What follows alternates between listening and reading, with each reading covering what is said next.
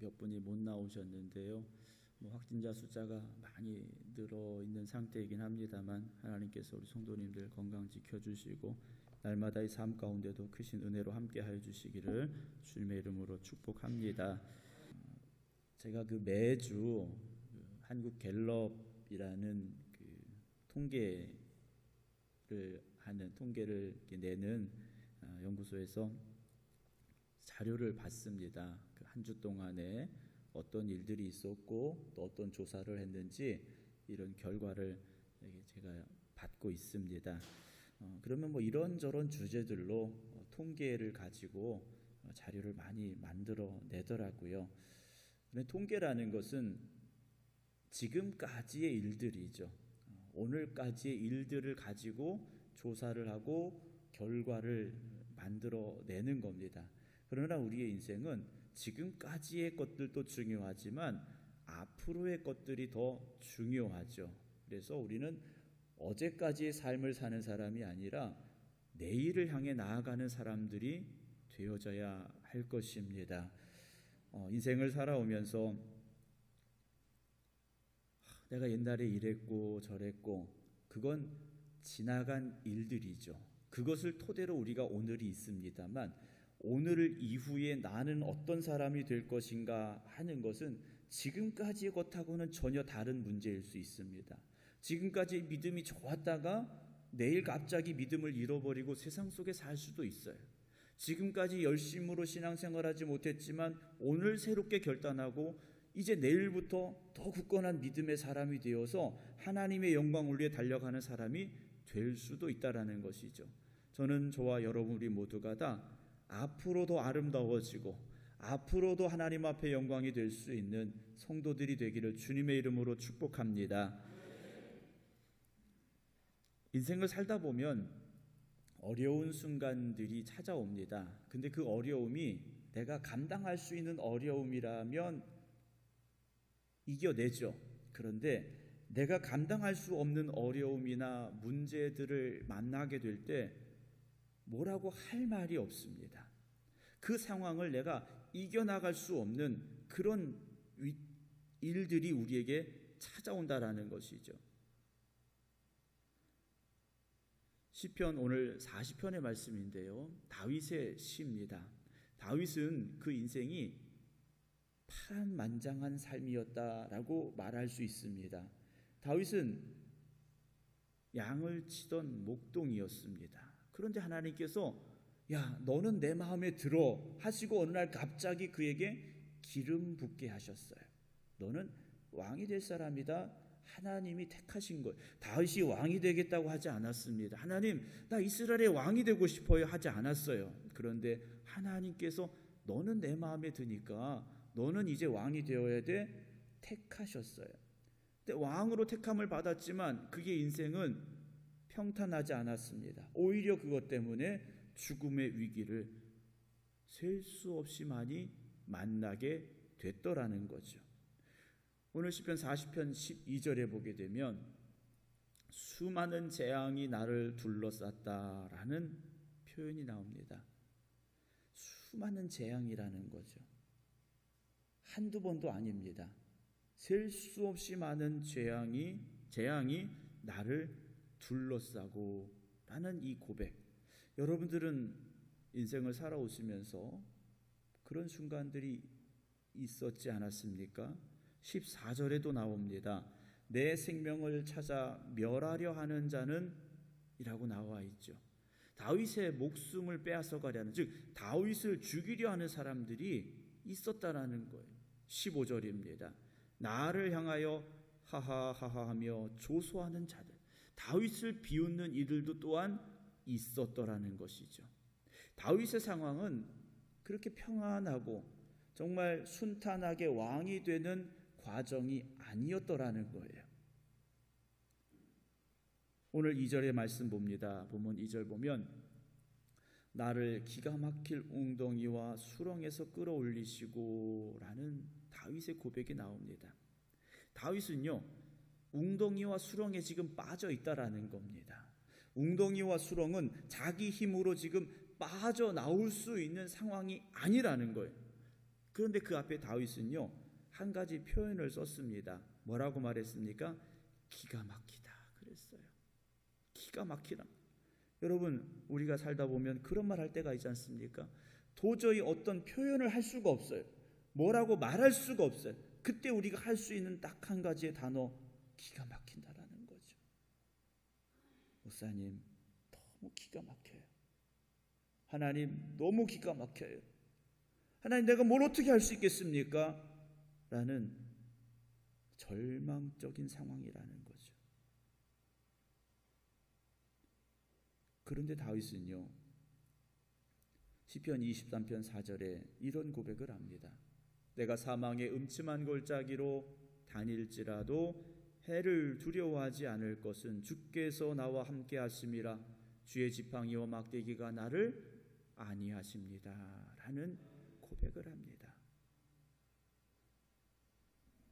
자신의 힘으로 헤어나올 수 없는 그 웅덩이, 수렁 속에 빠진 다윗이지만, 그래서 사망의 음침한 골짜기 속에 있는 것 같은 상황이지만, 다윗은요, 하나님이 나와 함께 하십니다 라는 고백이 있었다라는 것이죠.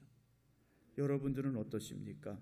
기가 막힐 그런 상황에 처했는데 그런 가운데도 하나님은 나와 함께 하십니다라고 말할 수 있습니까?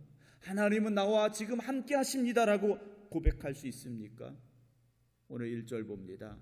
내가 여호와를 기다리고 기다렸다라고 말합니다.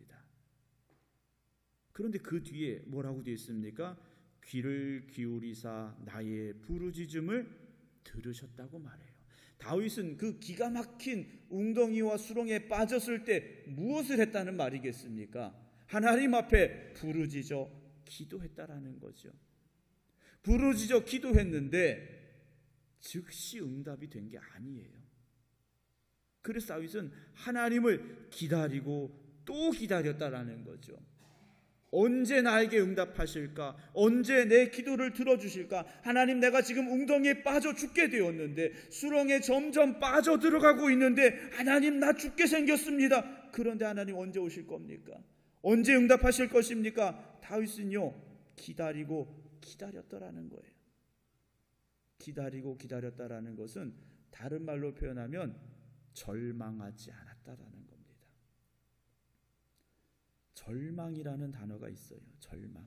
이 단어의 뜻이 뭐냐면요, 바라볼 것이 없게 되어 모든 희망을 끊어버린 거예요. 누가 끊은 겁니까? 내가 끊은 거예요.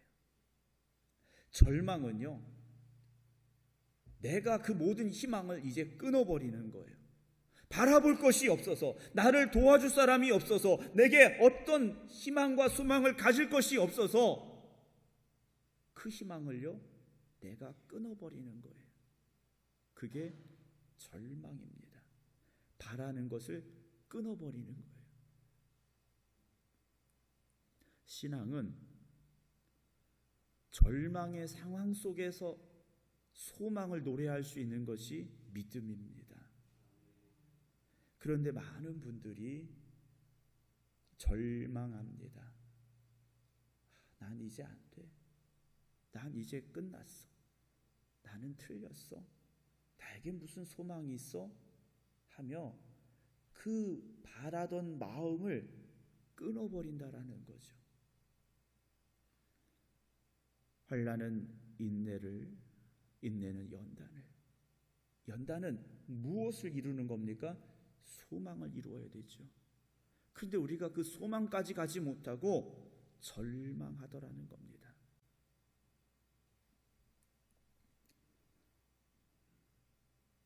신앙생활할 때 절망한다, 여러분, 이건 우리가 믿음을 포기한다는 말일 것입니다. 제가 예전에 어떤 영화를 보니까요, 그 미국에서 특수부대원들을 훈련시키는 과정을 다룬 영화를 아주 오래전에 본 적이 있어요.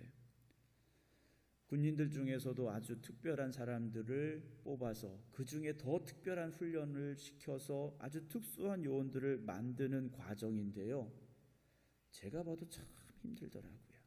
그런데 거기 뭐가 하나 있냐면 종이 달려 있습니다.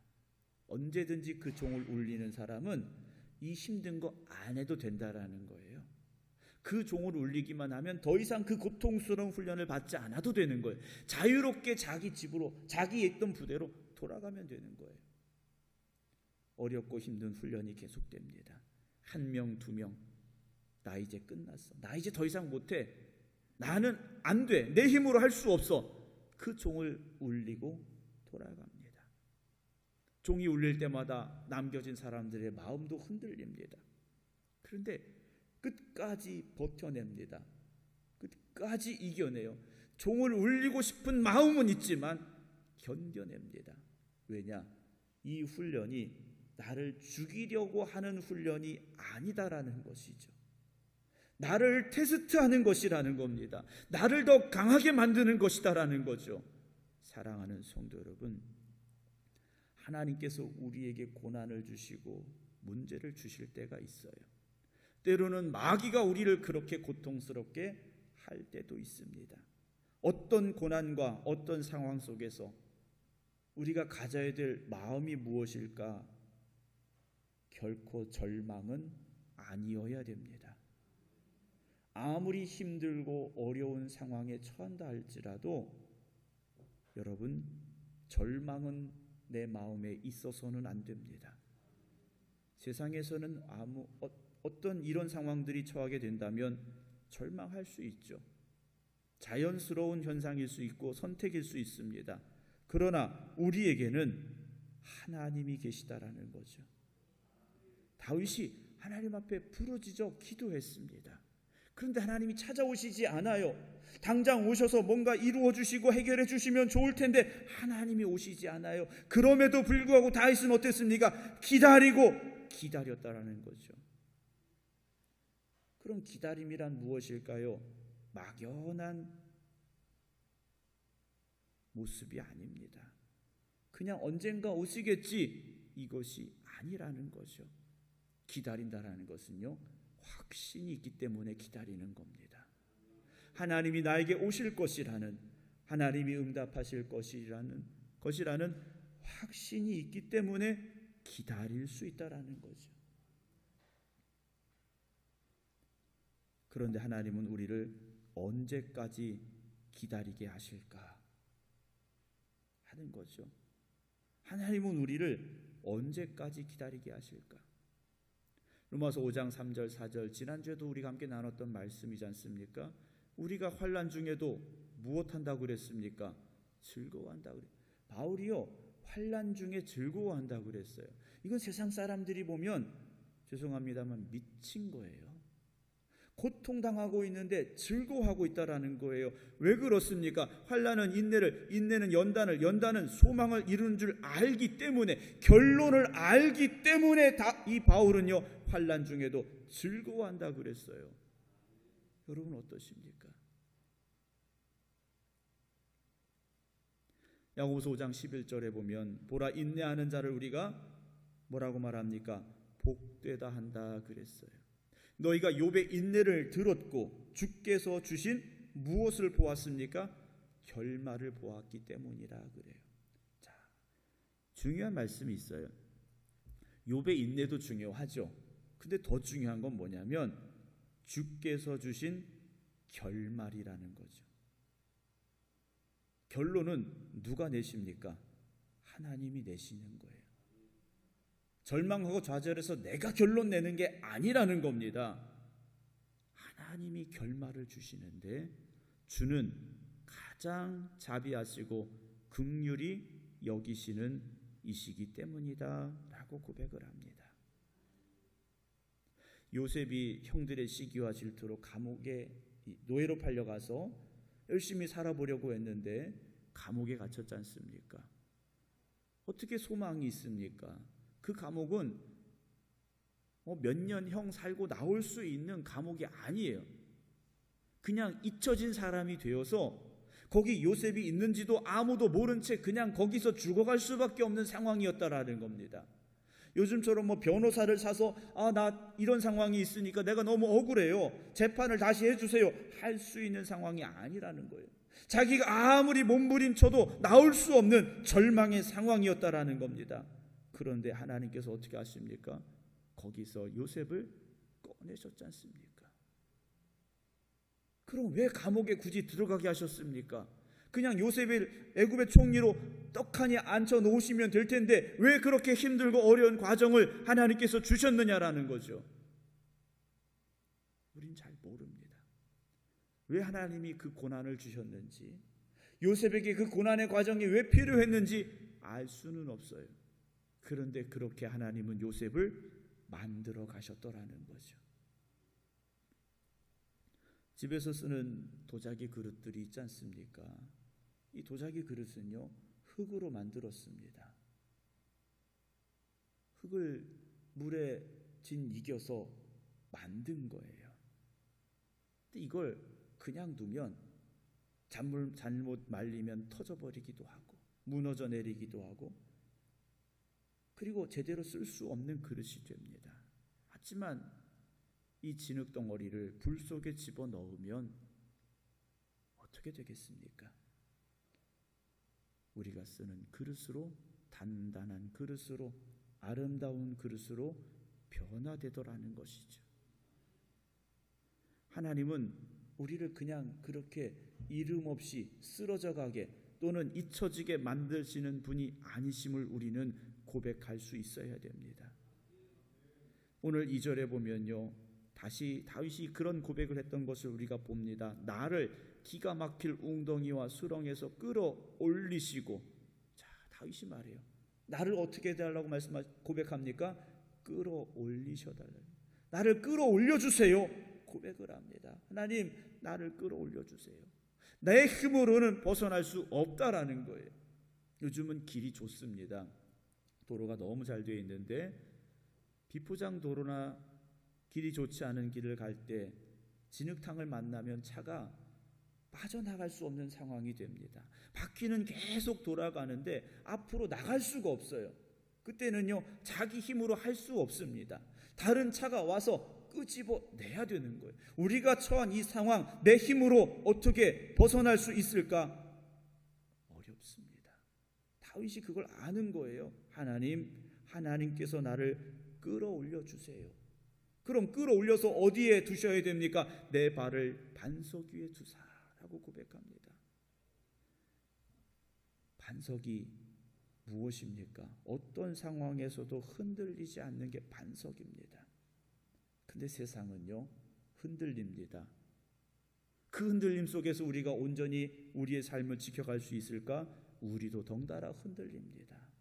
얼마 전 일본에서 지진이 다시 일어났어요. 지진이 일어난 상황을 보니까 건물이 흔들리고 길이 갈라지고 물건이 쏟아지고 그런 상황이 돼버렸지 않습니까? 우리가 살아가는 세상, 우리의 삶이 그럴 수밖에 없습니다. 다윗은 또다시 고백합니다. 내 걸음을 견고하게 하셨도다라고 고백을 해요. 하나님께서요, 다윗이 기가 막힐 웅덩이와 수렁에 있었는데 끌어내셨고 그 발을 반석 위에 두셨고 그리고 그의 걸음을 견고하게 하셨더라는 거죠. 다윗이 그러한 삶을 만나게 됐을 때 무엇을 했느냐? 3절 봅니다. 새 노래 곧 우리 하나님께 올릴 찬송을 내 입에 두셨으니 라고 말합니다. 새 노래를 부르기 시작합니다. 새 노래는요, 새로 만들어낸 노래가 아니에요.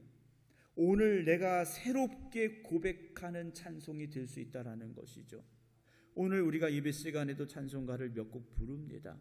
그런데 그 찬송가가요, 내가 다윗과 같은 상황 속에서 그 체험이 있고 고백이 있다면 전혀 다른 찬송이 될 수 있다라는 거죠. 여러분 찬송가 부르실 때 똑같은 찬송가를 어제도 부르고 오늘도 부르는데 오늘 왠지 눈물이 날 때가 있어요. 오늘 왠지 그 찬송가를 부르다가 목이 메일 때가 있어요. 여러분, 그때 우리가 부르는 노래는 새 노래입니다. 지금까지 고백하지 못했던, 지금까지 느끼지 못했던, 지금까지 우리가 체험하지 못했던 그 무엇인가를 우리가 고백할 수 있고 체험하게 됐기 때문이라는 것이죠. 그 찬송을 누구에게 올려드립니까? 우리 하나님께 올려드릴 찬송이라는 거죠. 하나님이 하셨기 때문에, 하나님이 도와주셨기 때문에, 하나님이 역사하셨기 때문에 우리는 그 고백을 할 수 있다라는 겁니다. 16절 봅니다. 주를 찾는 자는 다 주 안에서 즐거워하고 기뻐하게 하시며 주의 구원을 사랑하는 자는 항상 말하기를 여호와는 위대하시다 하게 하소서라고 다윗이 고백을 하고 있습니다. 저와 여러분들은 오늘도 주님을 찾아 이 자리에 나온 사람들입니다. 주님을 찾아 이 자리에 나온 사람들이에요. 우리가 어떻게 되기를 다윗은 고백하고 있습니까? 주 안에서 즐거워하고 기뻐하게 하소서라고 다윗이요 오늘 저와 여러분들을 위해서도 기도하고 있는 겁니다. 주의 구원을 사랑하는 자는 항상 말하기를 여호와는 위대하시다 하게 하소서. 다윗이요 그 고백을 지금 우리에게 들려주고 있다라는 것이죠. 1960년 로마의 올림픽이 있었습니다. 오래전이죠. 그 오래전 올림픽 있었는지 없었는지 우리는 잘 모릅니다. 그런데 그때 아주 특별한 사람이 하나 등장을 합니다. 아베베라는 사람이 등장을 합니다. 이 사람이 누구냐면 마라톤 선수였습니다. 그런데 이 사람이 금메달을 땄어요. 마라톤 선수가 마라톤 경기에서 금메달을 땄다? 그럴 수 있죠. 그런데 우리가 이 사람을 왜 기억하느냐? 맨발로 달렸습니다. 신발을 신지 않고 맨발로 42.195km를 달려서 1등을 했어요. 그래서 금메달을 목에 걸었습니다. 그리고 그 다음에 도쿄올림픽에 나가서 또다시 달려서 금메달을 땄어요. 얼마나 뛰어난 사람입니까? 그런데 그의 인생에 사고가 일어납니다. 교통사고를 당해서 두 다리가 절단되게 됩니다. 올림픽에서 마라톤 2관왕이 된 사람, 연속해서 2번 금메달을 딴 사람은 이 사람밖에 없대요. 그런데 그 사람이 교통사고를 당해서 두 다리를 절단하게 됩니다. 달리는 선수에게 다리가 없다? 여러분, 이건 상상할 수 없는 상황이에요. 사형 선고를 받은 것과 마찬가지죠. 두 다리가 없으니 휠체어 없이는 어느 곳도 갈 수 없는 장애인이 돼버린 겁니다. 그의 인생이 그렇게 끝나는가 싶었어요. 그런데 그가 몇 년 후에 노르웨이에서 있었던 이 패럴림픽 장애인 올림픽에 등장을 합니다. 썰매 경주에 참가하는 선수가 됐어요. 다리가 없으니까 뛰는 경기는 할 수 없습니다. 앉아서 할 수 있는 경기, 썰매를 탄 겁니다. 이 사람이 어떻게 됐을까요? 금메달을 땄습니다.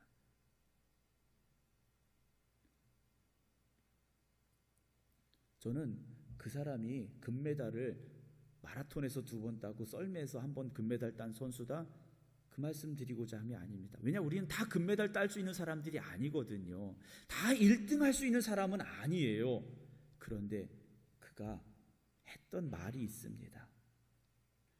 인생의 1막보다 2막이 중요하다. 인생의 2막을 아름답게 장식하자라고 그는 말했다고 그래요. 두 다리는 잃었지만 나에겐 아직 건강한 두 팔이 있어.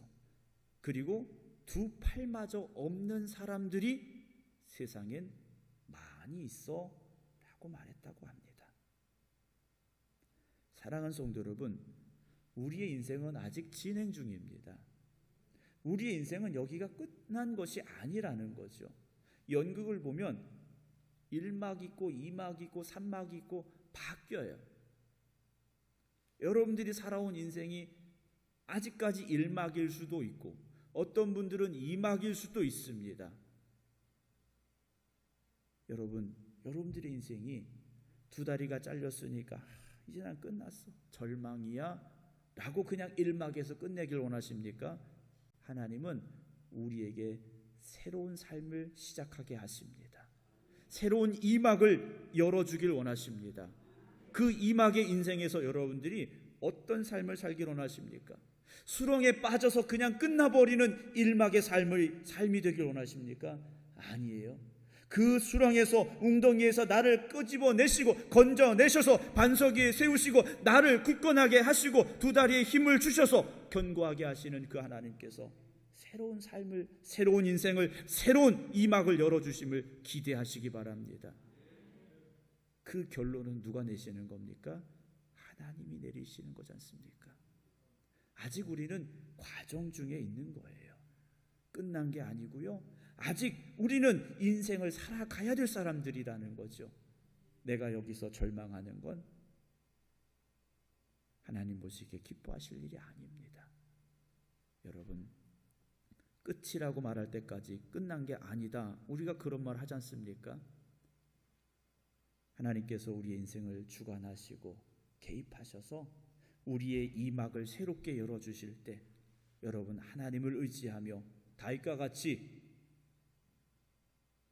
반석 위에 굳건히 서시기 바랍니다. 흔들리고 절망하고 좌절하지 마시기 바랍니다. 하나님은 여러분들을 통하여 놀라운 일들을 계획하고 계시기 때문입니다. 나를 건지시는 하나님께서 건져내신 것으로 끝이 아니죠. 다윗을 그냥 수렁과 웅덩이에서 끄집어내시고 끝나게 하신 게 아니에요. 다윗을 이스라엘의 왕으로 삼아 주셨지 않습니까? 오늘 우리의 인생은 아직 진행 중입니다. 하나님께서 여러분들을 통하여 어떠한 일들을 이루어 가실 것인가 기대하시고 소망해 보시기 바랍니다.